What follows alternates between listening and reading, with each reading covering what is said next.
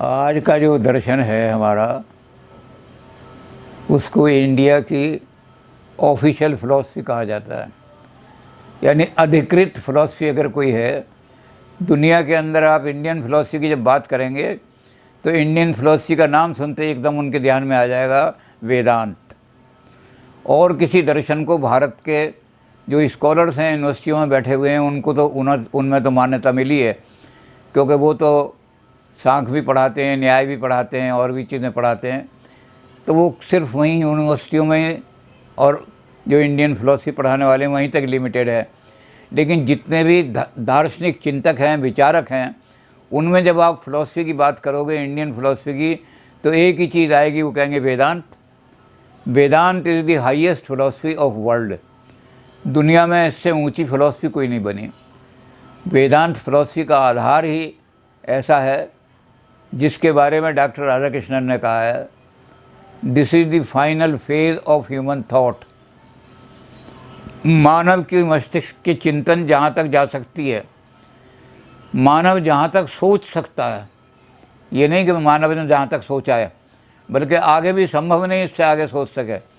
तो हाँ, इसको उन्होंने कह दिया कि final phase of human thought है।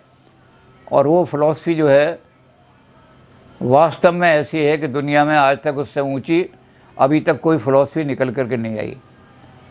अगर कोई निकली भी है कहीं नई फ़िलॉसफी, तब भी लोगों ने दिखाया कि इसमें वेदांत का ये लक्ष्य आ गया है, इसमें वेदांत से ये चीज़ ले ली गई है, ये वेदांत का ही इन्फ्लुएंस दिखाई दे रहा है। क्योंकि जहाँ भी वेदांत होगा वहाँ किसी न किसी रूप में अपनी छाप छोड़ेगा वो वेदांत जो है। और आदमी के जीवन में तो अध्यात्म का दर्शन, आत्मा का दर्शन इससे ऊंचा निकल ही नहीं सकता वाकई। अब ये है कि हमें देखना है कि वेदांत है क्या। वेद जो हैं हमारे सारे ज्ञान के भंडार हैं, आधार हैं। दुनिया में उससे पुरानी कोई किताब, वेद से पुरानी किताब मिलती भी नहीं। अब जो यूनेस्को ने जो किताब प्रिजर्व की है, the oldest book of the world, world knowledge की ओल्डेस्ट किताब, वो ऋग्वेद को रखा है उन्होंने। तो यूनेस्को ने भी इस बात को मान लिया है कि दुनिया की अगर ओल्डेस्ट कोई ऐसी किताब है तो वो ऋग्वेद है। तो ये वेद जो हैं ये हमारे सारे, अब वेद जो है उनके अंदर क्या है, जब हम उसको देखने लगते हैं तो हम वेद को अलग अलग हिस्सों में बांट के देखते हैं। वेद का जो पहला हिस्सा है उसमें भिन्न भिन्न जो प्राकृतिक शक्तियां हैं, उन शक्तियों को देवता मान करके, देवता का मतलब है जो देता है और लेता कुछ नहीं आपसे, उसमें वेद ने उनको देवता मान करके उनकी उपासना की है। इंद्र है, हमें वर्षा देता है समय पर, तो इंद्र कोई आदमी नहीं है बल्कि एक शक्ति है, प्रकृति की एक शक्ति है जो हमें वर्षा की शक्ति है, ये हम इसको देव मानते हैं। सूर्य जो है, सारी सवितर का तो इतना वेद में वर्णन है, हर जगह सवितर के मंत्र मिलेंगे, सूर्य के मंत्र मिलेंगे। तो सूर्य हमारे सारा जीवन देता है हमें, तो हम उसको देवता माने। इस तरह से जो हमारी प्राकृतिक शक्तियां हैं भिन्न भिन्न, हमने उनको देवता के रूप में मान करके उनकी उपासना की। इसलिए वेद का जो पहला भाग है वो मंत्र भाग कहलाता है और उसको उपासना कांड कहते हैं, उसको संहिता भी कहते हैं। ऋग्वेद संहिता, इसका मतलब ऋग्वेद का वो हिस्सा जिसमें देवताओं की उपासना लिखी हुई है, तो उसको संहिता भी कहते हैं, उपासना कांड भी कहते हैं और मंत्र भाग भी कहते हैं। ये वेद का पहला हिस्सा है। अब जब हम देवताओं की उपासना करते हैं तो अलग अलग तरीके से उनकी उपासना होनी चाहिए। कस्मै देवाय हविषा विधेमा, हम कौन से देव को आहुति अर्पण कर रहे हैं, अपना जो कुछ वो हमें दे रहा है उसके बदले में हम किस तरह उसको कर रहे हैं, तो उसके लिए अलग अलग विधि हैं। कि जब हम सूर्य का मंत्र पढ़ेंगे उपासना का, तो सूर्य को जल देंगे। सूर्य क्या करता है कि वर्षत हर्षत लोग सब, करशत लखै न कोय। सूर्य के पास जल नहीं है, एक बूंद भी पानी नहीं है, तो सूर्य क्या करता है कि हम जो कपड़े सुखाते हैं, हमारी नदियां हैं, इनमें से धीरे धीरे, हमें पता भी नहीं लगता, तो धीरे धीरे वो पानी ले लेता है। और जब वो पानी ले लेता है धीरे धीरे वहाँ इकट्ठा हो जाता है बादल के रूप में, तो वर्षत हर्षत लोग सब, हमारी जो सूखी धरती है, प्यासी धरती है, इसकी प्यास को बुझाने के लिए वो वर्षा बनकर वही पानी हमें लौटा देता है। जो हमसे लिया हुआ पानी है वही सूर्य हमें लौटा देता है। तो हम सूर्य को जल अर्पित करते हैं कि ये जल आप प्रिजर्व कर लोगे और प्रिजर्व करके जब हमें ज़रूरत पड़ोगी तो लौटा देंगे। तो सूर्य की उपासना करने में हमने तरीका निकाल दिया। किसी और देवता के लिए हमने कोई और तरीके निकाल दिए, तो तरह तरह के हमने तरीके निकाले। ये कर्मकांड का भाग है वेद का। ब्राह्मण ग्रंथ सारे जो हैं वो कर्मकांड के ग्रंथ हैं। ये वेद का वो भाग है जिसको हम कहते हैं कि सारे देवताओं का कर्मकांड है। तो कर्मकांड का भाग वो है। लेकिन वेद के बाद में सबसे अंत में एक हिस्सा ऐसा आता है जो पूछता है कि ये जो ऐसा क्यों, क्वेश्चन उठाता है, और इसका क्या लाभ। ये जो क्वेश्चनिंग है ये फिलॉसफी बना देती है। तो वेद का जो फिलॉसफिकल एस्पेक्ट है वो अंतिम भाग है वेद का, इसलिए हमने उसको कहा वेदांत। और उस वेदांत को हमने कहा उपनिषद। ये वो गहरा ज्ञान है। उप माने नीचे, निषद नीचे बैठना, निकट बैठना, निकट, गुरु के चरणों के निकट बैठ करके जो ज्ञान प्राप्त किया जाता है वो गहरा अध्यात्म ज्ञान है, आत्मा का ज्ञान है, इस ब्रह्मांड का ज्ञान है, वो ब्रह्म ज्ञान है। तो उपनिषदों में ब्रह्म ज्ञान है, ब्रह्म क्या है और ब्रह्म का स्वरूप क्या है और हमारी आत्मा का क्या स्वरूप है, हमारा आत्मा का ब्रह्म से क्या संबंध है। ये जो गहरे सारे प्रश्न हैं ये बहुत गहराई से वर्णन किए गए हैं सारे उपनिषदों में। बहुत उपनिषद हैं, 218 के करीब उपनिषद हैं, लेकिन मूल उपनिषद 11 ही माने जाते हैं। बाद के जो उत्तरवर्ती उपनिषद हैं वो उन्हीं उपनिषदों को जोड़ तोड़ के 4 मंत्र इधर से ले लिए, 2 इधर से ले लिए, 8 इधर से ले लिए, ऐसे बहुत उपनिषद बन गए हैं। तो 11 उपनिषद को हम मूल उपनिषद मानते हैं कि ये वो हैं जो वेदों के अंदर मूल रूप से मौजूद हैं। उसमें ईश है, ईशावास्यम उपनिषद, उसको ईश उपनिषद कहते हैं। तो ईश है, कठ है, केन, प्रश्न, मुंडक, मांडुक्य, ऐत्रेय, तैत्तिरीय, छांदोग्य, बृहदारण्यक और श्वेताश्वतर उपनिषद। ये 11 उपनिषद को हम मूल मानते हैं। इसलिए मूल मानते हैं कि शंकराचार्य ने इन 11 पर ही अपना सारा केंद्रित किया है दर्शन। तो इससे सिद्ध होता है कि शंकर के ज़माने तक केवल ये 11 ही उपनिषद थे, बाद में जोड़ तोड़ करके लोगों ने और बना लिए सारे। तो मूल उपनिषद यही माने जाते हैं, वो मूल उपनिषद। तो ये वो वेद का वो भाग है। अब वेद के 2 मानी हैं, एक तो वेद किताब है, ये हमारी संहिता है। इस संहिता की व्याख्या करने के लिए जो इसका अंतिम भाग है जहाँ, लेकिन दूसरा अर्थ है वेद जो है विद धातु से बना है, संस्कृत के। विद का मतलब होता है जानना, ज्ञान। तो ज्ञान की पराकाष्ठा, जहाँ ज्ञान अंत हो जाता है कि इससे आगे कोई सोच ही नहीं सकता। तो वेद किसी किताब का नहीं, बल्कि हम कहेंगे ज्ञान का जहाँ अंत है वो वेदांत है। ये अंतिम अंत है, इससे ऊंचा कोई सोचा ही नहीं। तो वेदांत का मतलब ये है दोनों दृष्टि से कि वेद का निचोड़ जो उपनिषदों में दिया हुआ है, सारे वेदों का निचोड़ निकाल करके उपनिषद में रख दिया है। उपनिषद ही ऐसा ज्ञान है जो गुरु अपने शिष्य को उसको देता था जो श्रद्धा के साथ गुरु के बिल्कुल निकट उनके चरणों में जाके बैठता था। तो वेद का भी निचोड़ निकाल करके उपनिषद में दे दिया। और दूसरे अर्थ में भी जो ज्ञान है विद धातु से, तो ज्ञान का अंतिम सिरा जो हो सकता है, इससे ऊंचा कोई ज्ञान नहीं हो सकता, वो वेदांत के नाम से मशहूर है। ये वेदांत जो है ये भारतीय संस्कृति नहीं, दुनिया की संस्कृति की सबसे ऊंची देन है। इससे ऊंची देन नहीं हो सकती, उपनिषदों से ऊंचा दर्शन नहीं हो सकता। शोपेनहावर नाम के एक बहुत बड़े दार्शनिक हुए हैं फ्रांस के। उन्होंने कहा कि this is the solace of my life and solace of my death. Upanishad का ब्रह्म ज्ञान जो है वो जीवन में भी शांत देने वाला है और शांति के साथ आदमी को परलोक पहुंचाने वाला है। आज हाँ। तो इन उपनिषदों को लेकर के जो दर्शन लिखा गया वो वेदांत है। अब वेदांत में कौन कौन से ऐसे आचार्य हुए जो वेदांती, हमारे पास दो बड़े आदमी हैं, शंकर और रामानुज। शंकर को कितने लोगों ने प्रभाव डाल करके सारा उपनिषद का ज्ञान प्रभाव डाला। शंकर एक ऐसे आदमी हैं जिन्होंने 32 साल की आयु में सारे उपनिषदों का ज्ञान प्राप्त किया। उसके बाद उन्होंने चतुसूत्री नाम की किताब लिखी, ब्रह्म सूत्र पर भाष्य लिखा, गीता पर भाष्य लिखा। तो 32 साल की आयु में, तो उसके बाद उन्होंने दूसरे ग्रंथ भी लिखे जो छोटे मोटे आम लोगों के लिए थे, जैसे सौंदर्य लहरी लिखा उन्होंने, और बहुत अच्छा ग्रंथ है, तंत्र का ग्रंथ माना जाता है। बहुत सारे लोग तो उसे कुंडलनी का ग्रंथ मानते हैं, लेकिन उन्होंने सारी जनता के लिए लिखा ऐसा। तो शंकर ने बहुत ग्रंथ लिखे और 32 साल की आयु में उनकी मृत्यु हो गई। तो इसलिए दुनिया का भी सबसे बड़ा जीनियस शंकर को माना जाता है।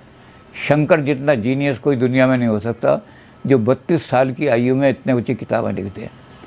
अब शंकर को जो प्रेरणा मिली है, कहाँ से मिली है? वैसे तो उनकी जीवन का बड़ा लंबा चौड़ा वो है, लेकिन शंकर को जो प्रेरणा मिली वो उनकी माँ ने, जब उन्होंने संन्यास लिया तो उनकी माँ ने कहा था कि अगर तू वाकई क्योंकि सारा वो लंबा चौड़ा किस्सा है, लेकिन उनकी माँ ने कहा अगर जा रहा है तो किससे लेगा ज्ञान? तो उन्होंने कहा कि आज के युग में ज्ञान देने वाले आदमी जो सबसे ज़्यादा प्रसिद्ध है वो है गौड़पाद। गौड़पाद आचार्य के जाना, और गौड़पाद आचार्य जो हैं तुझे ज्ञान दे करके आगे बढ़ा देंगे। तो वहीं से प्रेरणा लेकर के शंकर चले, और जब वो गौड़पाद जी के आश्रम में पहुँचे तो उन्होंने वो किताब रख दी उनके सामने कि सारा निचोड़ जितना भी दर्शन है उसका ये है। उसका नाम था ब्रह्मसूत्र। शंकर का सारा दर्शन ब्रह्मसूत्र के ऊपर भाष्य है, कमेंट्री ऑन ब्रह्मसूत्र। तो ब्रह्मसूत्र के रचने वाले जो थे वो बादरायण ऋषि थे, जिनको आम आदमी वेद व्यास के नाम से जानता है। आम आदमी बादरायण के नाम से नहीं जानता, उनको वेद व्यास के नाम से जानता है, क्योंकि उन्होंने सारे वेदों का निचोड़ निकाल करके और ब्रह्मसूत्र की रचना कर दी। ब्रह्मसूत्र का मतलब ब्रह्म ज्ञान। तो ब्रह्मसूत्र की रचना करके उन्होंने, बादरायण ऋषि ने वो गौड़पाद को दे दिया। सबसे पहला वेदांत का जो शास्त्र है वो गौड़पाद ऋषि ने लिखा, लेकिन गौड़पाद ऋषि के पास शंकर ज़्यादा देर नहीं रह सके। गौड़पाद चले गए तपस्या करने के लिए, और गोविंदाचार्य जो गौड़पाद के शिष्य थे उनके पास शंकराचार्य को छोड़ गए। कहते इसको ब्रह्म ज्ञान दो, ये इस पर भाष्य लिखेगा और इसका भाष्य दुनिया में, मेरा आशीर्वाद है, दुनिया में प्रचलित होगा, वेदांत छा जाएगा दुनिया के ऊपर। तो गोविंदाचार्य के आश्रम में शंकर ने वेदांत की शिक्षा ली सारी की सारी। अब उस समय के हालात क्या थे? उस समय इतना वेद, यानी वेद नाम का, और भारतीय संस्कृति में से वैदिक धर्म का बिल्कुल लेश मात्र भी नहीं रहा था। सारे हिंदुस्तान के अंदर बौद्ध धर्म फैल गया था, और बौद्ध धर्म का इतना प्रचार हो गया था कि कोई बौद्ध भिक्षु अगर कहीं से निकल जाता था और किसी बौद्ध भिक्षु की किसी के ऊपर परछाई पड़ जाती थी तो उसके मुंह से अपने आप निकलना पड़ता था, बुद्धम शरणम गच्छामि, बुद्धम शरणम। इसलिए कोई घर से निकलता ही नहीं था। ब्राह्मण लोगों ने घर में से निकलना बंद कर दिया था कि अगर कोई बौद्ध भिक्षु जा रहा होगा और उसकी परछाई भी पड़ गई हमारे ऊपर तो हम बौद्ध बन जाएंगे, हमारे मुंह से अपने आप ही निकलने लगेगा। तो ऐसी हालत में उन्होंने कहा कि अब तुम जो ये प्रतिज्ञा करके आए हो कि मैंने वैदिक धर्म की दोबारा स्थापना करनी है, और वैदिक धर्म को ही मैंने सबसे बड़ा धर्म है उसको हिंदुस्तान में दोबारा लाना है, तो तुम एक काम करो, एक आदमी है जिसने बौद्धों की नाक में नकेल डाली है, तुम उसके पास चले जाओ। उसका नाम है कुमारिल भट्ट, मीमांसक है वो, और वो बौद्धों का बड़ा खंडन कर रहा है। तो शंकराचार्य ने उसका पता पूछा उनसे, अपने गुरु से। उन्होंने बता दिया कि कुमारिल भट्ट वहाँ मिलेगा। लेकिन दुर्भाग्य है कि जब शंकर वहाँ कुमारिल भट्ट के पास पहुँचे तो कुमारिल भट्ट ने अपने शरीर के ऊपर तेल का मर्दन करके, खूब सारा तेल लगा करके, और जो चावल की भूसी होती है, चावल के ऊपर से जो छिलका निकलता है, वो छिलका सारा शरीर पर चिपकाया हुआ था, और वो चिता बनाई हुई थी, उस चिता में कूदने वाले थे। तो जब शंकराचार्य जी वहाँ पहुँचे और उन्होंने उनको नमस्कार किया, तो उन्होंने कहा कि मैं तो अब संसार को त्याग करके जा रहा हूँ। उन्होंने कहा, क्या आप संसार को त्याग के जा रहे हैं? आज तो बहुत ज़रूरत है। बुद्ध धर्म को निराकरण करके फिर से वैदिक धर्म को लाना है हमने। बुद्ध नास्तिक हैं, वेद को नहीं मानते, और बौद्ध जो लॉजिशियन है वो भी हमारी न्याय की लॉजिक को उन्होंने बिल्कुल खंडन कर दिया है। तो अब बौद्धों से कौन जीतेगा, कैसे जीतेंगे हम? तो इसलिए आपको तो अब जीना चाहिए। उन्होंने कहा, मैंने एक क्या काम किया था कि मैं थोड़े दिनों के लिए बौद्ध बन गया, और मैंने बौद्धों की, इनकी जो पाठशालाएँ थीं, इनके जो आश्रम थे, इनके जो बड़े बड़े केंद्र थे, वहाँ जा कर के इनकी बौद्ध धर्म की शिक्षा ली, और ख़ास तौर से बुद्धिस्ट लॉजिक, इनका जो तर्कशास्त्र है, उस तर्कशास्त्र से जिन्होंने न्याय के लॉजिक को खंडन किया है, वो सारा इनका तर्कशास्त्र से सीखा।